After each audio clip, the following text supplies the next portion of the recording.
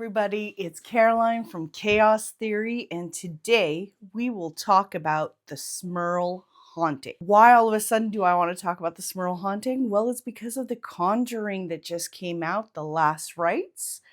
It's all about the Smurl haunting, and I kind of want to do a little fact versus fiction because as I watched this movie with my husband, I was like, this doesn't work. This is not the right timeline. This doesn't work. And so I researched it a little bit more. So I will talk about that. I will talk about what exactly the Smurl family haunting is, okay? And go into a little bit of detail of what they went through during their haunting, okay?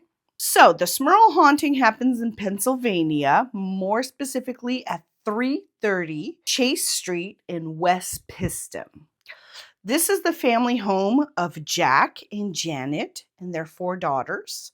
And next door, because this is like a duplex, his parents, Mary and John, live there. So the whole Smurl family lives in this one building. They moved into the house in 1973, guys, and they lived there until 1987. But when they got hold of the church and the Warrens, because this is the whole purpose why we're talking about this. This was back in 1986, guys.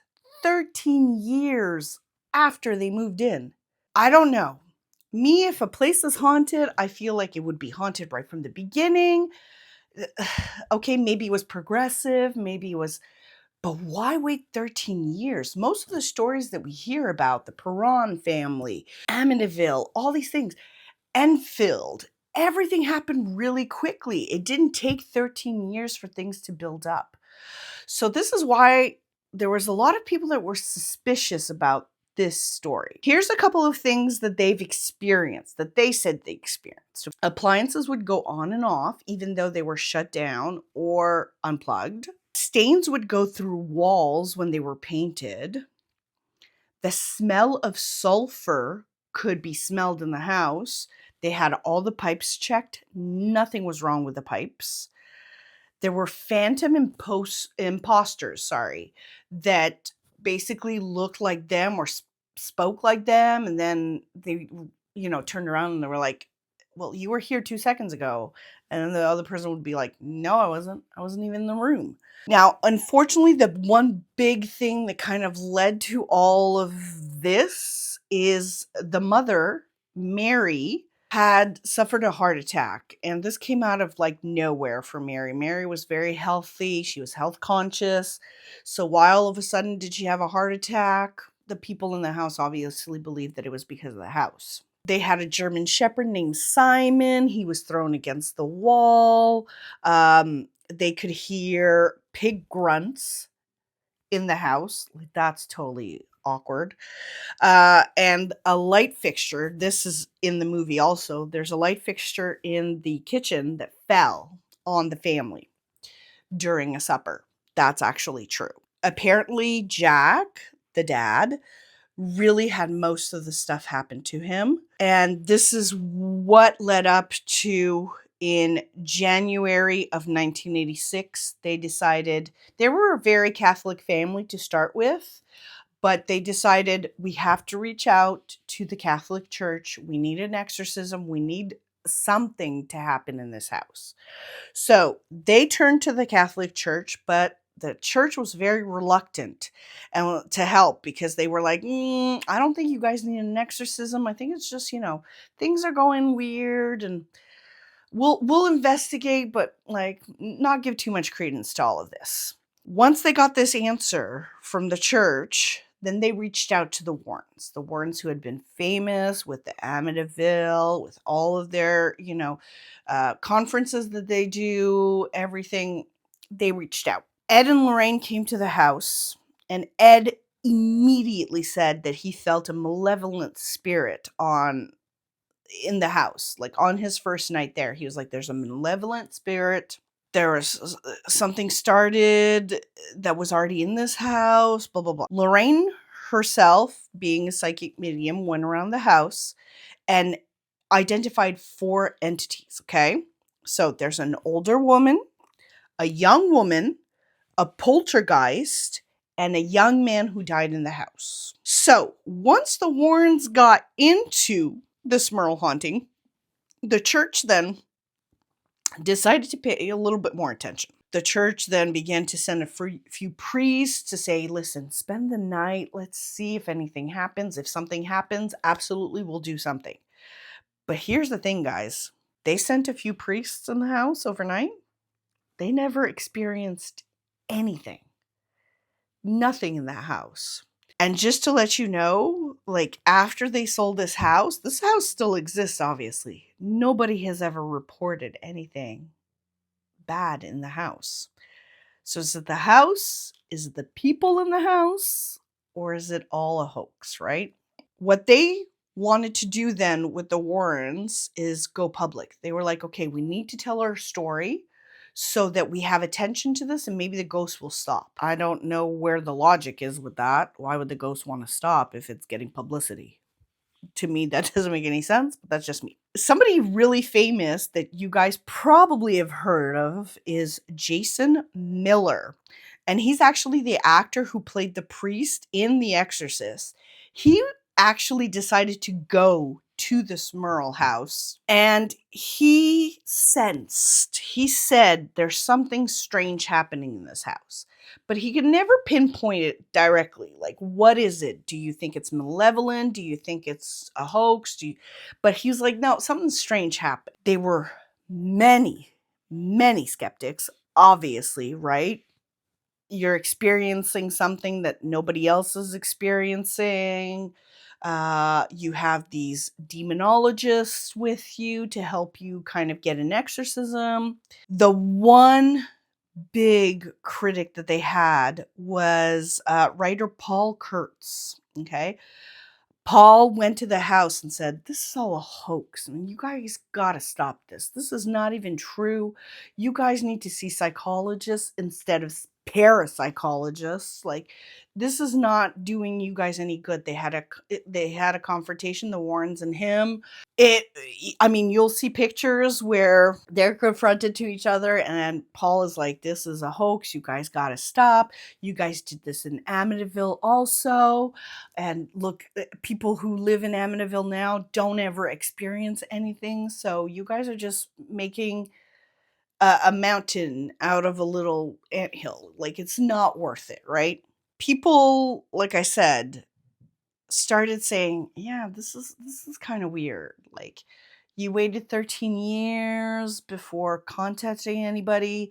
If things were really that bad, wouldn't you have done it really right from the beginning if you felt anything bad?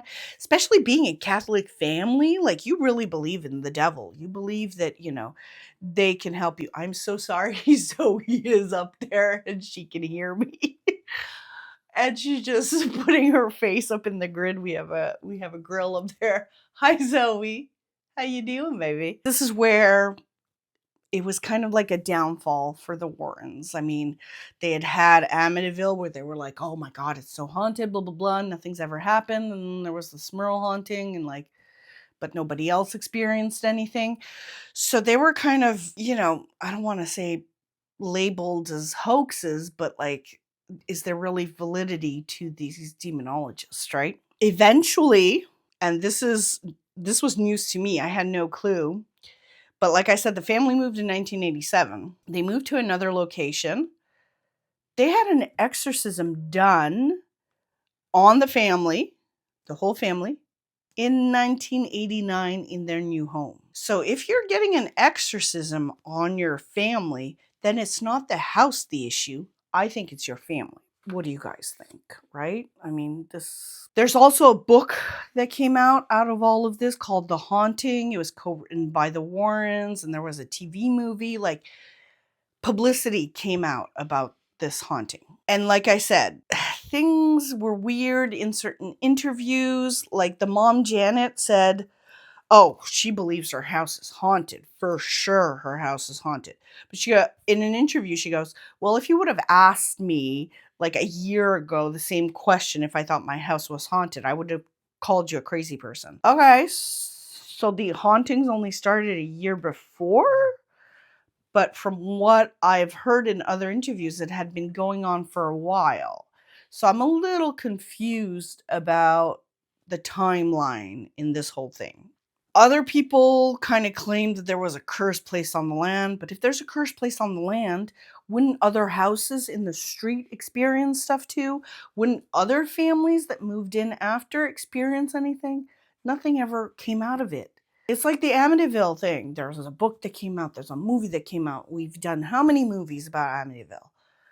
Nobody's ever experienced anything else in the house. So, little weird, right? Like, I'm wondering the whole validity of this whole situation. So, like I said, the Conjuring Last Rites was done about the Smurl haunting, and the thing that bugged me about it was the dates. Okay.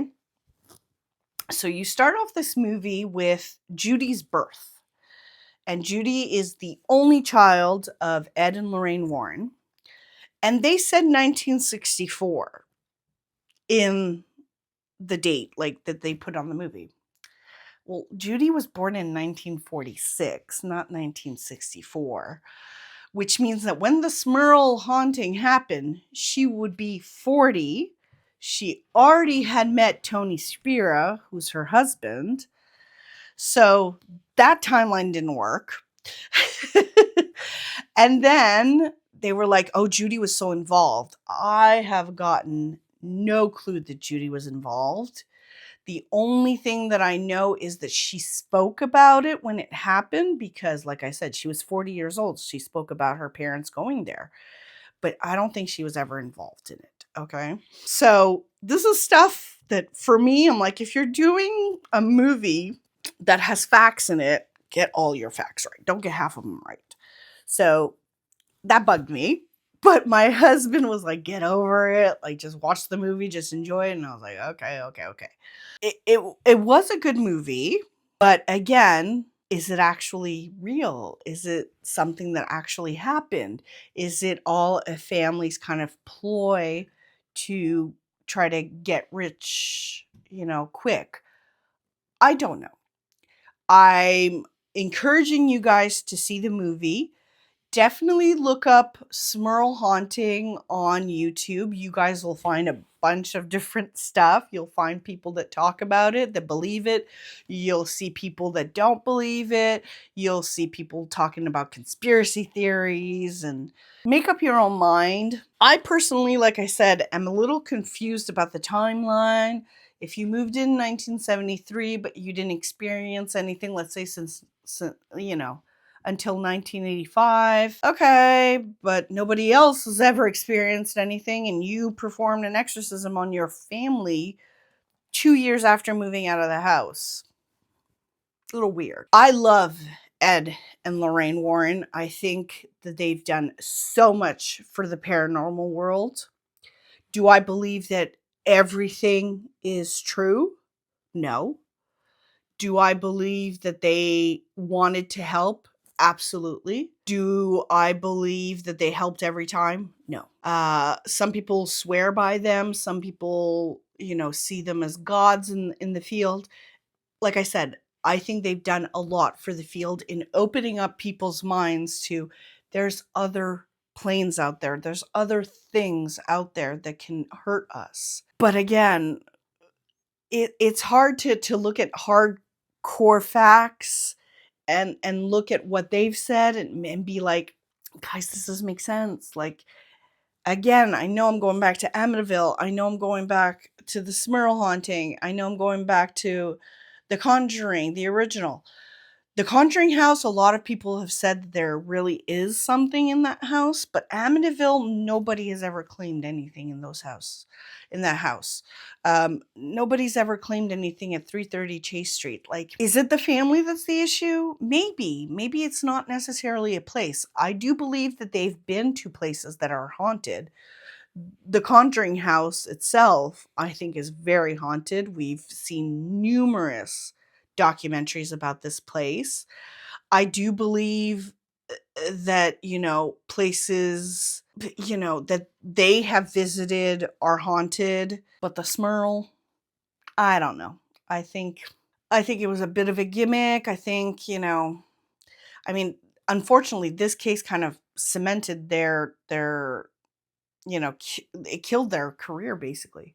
So, unfortunately, it is what it is. I'm going to let you guys judge by yourselves. I hope you guys enjoyed this little I don't know if I even consider this an Among Us, but anyway, I hope you guys enjoyed it. Please make your own conclusions about everything that we talked about.